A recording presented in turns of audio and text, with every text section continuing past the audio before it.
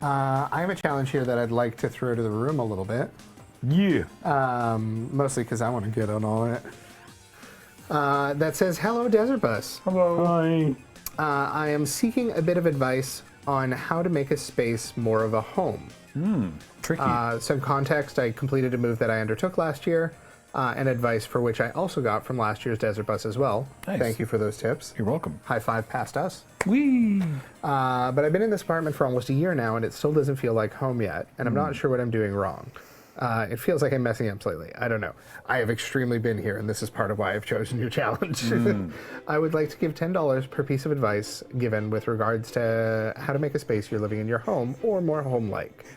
I know this question is a little obtuse, but I found Desert Bus folks more insightful than most of my usual circles. Thank you. Most of this person's usual circles get on our level.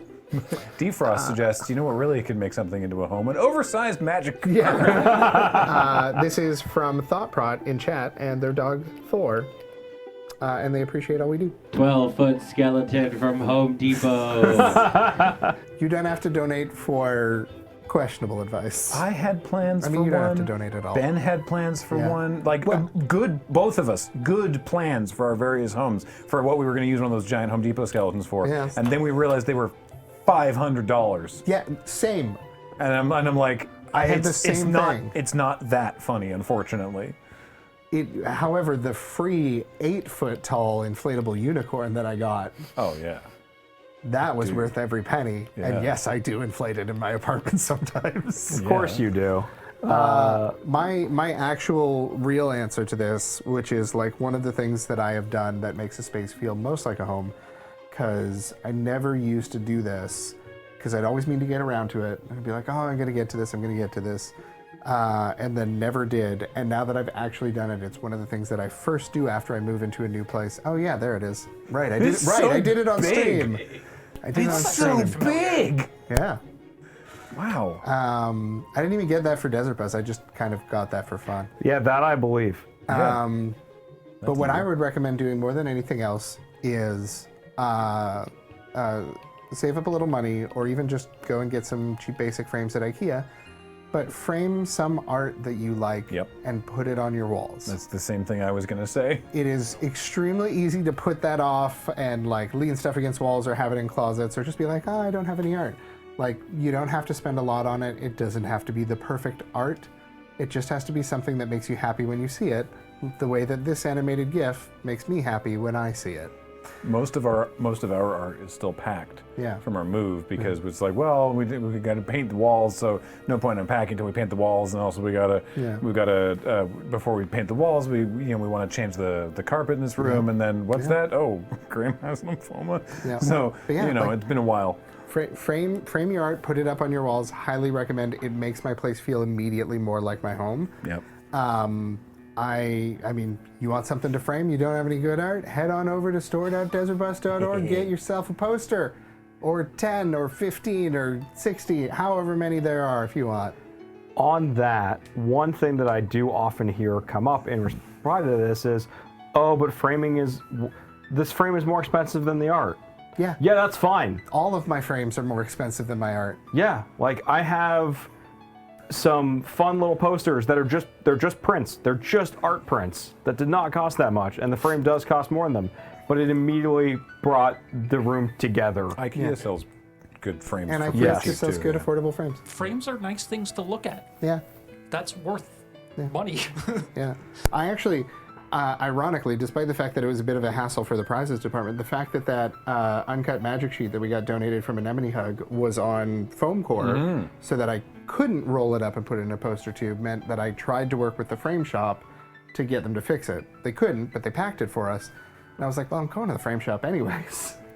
So I got an additional second pile of art, because I've been meaning to rotate a bunch of my art out. So I got a second pile of art that has been sitting on my kitchen table for Lord knows how long, and just brought that with me and was like, hey, please frame all of this while I'm at Desert Bus. Also, print out photos. Yeah. Find a service Family that prints photos from. It's something that people do a lot less, because all of our photos are digitally stored in here. Get a service to print some photos that you like of you and your loved ones. If that is not what brings you joy and the things bring you joy, hobbies that you enjoy, food that you enjoy, just whatever brings you joy, buy those tiny picture frames, or get a digital picture frame that can cycle through things, and just have that on display. Jason, I highly recommend, and this is no like pitch for Google, but the Google Hub Nest or whatever frame is one of the best digital picture frames ever. Like you could turn off all the other like home automation stuff and just use it as a digital picture frame. Nice. And somebody, I've lost it in chat, also mentioned that they had a particular queer pride identity flag up on the wall, which is another great thing to put up, because it's about things that make you happy and make your space feel more like yours. And yes, your furniture is there, and if you're like me, you kind of feel like, well, I've moved in, I pushed all my furniture against the walls, now what? One thing that is like, not necessarily like a spending... Shark! Sorry, Ben. A spending money thing is buy yourself a shark, get yourself a Max. Get out of that dock Put water. Max in the center of your house. Maximum shark. No, but make more meals than you buy. Cook a lot, because then you start getting your smells and stuff into your house. Okay.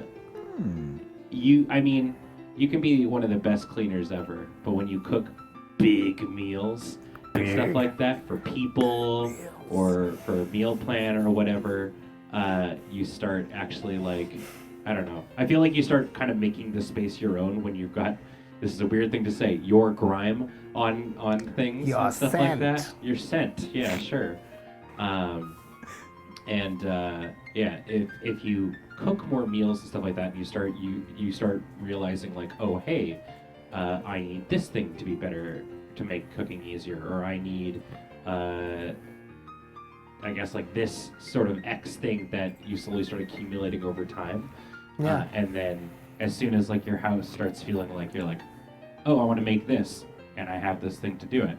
Yeah. Cool. It starts feeling like your space, because you can do just about anything that you're like wanting to do in that space. So that's one thing that I found when I first moved to Victoria, and I lived on top of like the comic book store and like my little hole in the wall. I just tried cooking all the time and stuff, and eventually it just like, I don't know, felt like my space. Yeah. one thing that also I was terrible about, and it wasn't until I moved in with my partner, and then we moved, was don't just buy one bookcase and try to shove everything in and fit it when you've got books and media and things, because then you just have piles with no order. You have just you have your stuff bin. You've got the shame bag full of wires and cables that you're throwing in the back of the closet. Okay. If you have more space that you can display things, like having a larger bookcase, investing in a second bookcase next to it, you can suddenly start it's not as much of a hassle to move things around. So you can organize how you want to and how it fits your style. You can have a shelf that is, you no longer have to have, okay, all of this is books because I just don't have anywhere else to put them. It is, oh, I have some books that I don't really need to display over here. I suddenly have a Gunpla shelf that I can show off something that I enjoy doing, or I can put a mat down and just have small little things there. That was huge. Yeah. The other thing is you don't have to put it all together either. One of the best things that I did, or rather I'm pretty sure it was one of my partners who started this, not actually me, was rearranging my bookshelves such that there were a bunch of normally stacked books like this, and then there would be periods where there would just be smaller stacks of books horizontally, because then you have little rooms for little knickknacks and stuff to put on top of them.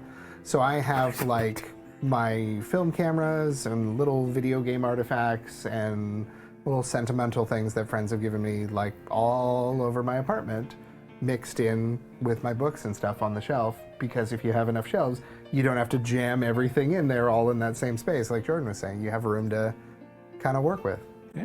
Okay. Sweet. While you're doing that, I'm going to bring us back to the room here briefly, because I want to wrap up this home advice challenge. I have one final piece, which is set aside some time for it. Put some time on your calendar specifically for I am going to work on my home today. And if you can think of things to do, if you just want to think about what you might do sitting around, that counts. If you can't think of anything, start cleaning. Stuff will come to you. It works for me. Plus my house gets cleaner. Cleaning is great for figuring out, oh my god, there's space here. Yeah. Or, oh, this looks empty. I have something for this. Challenge complete.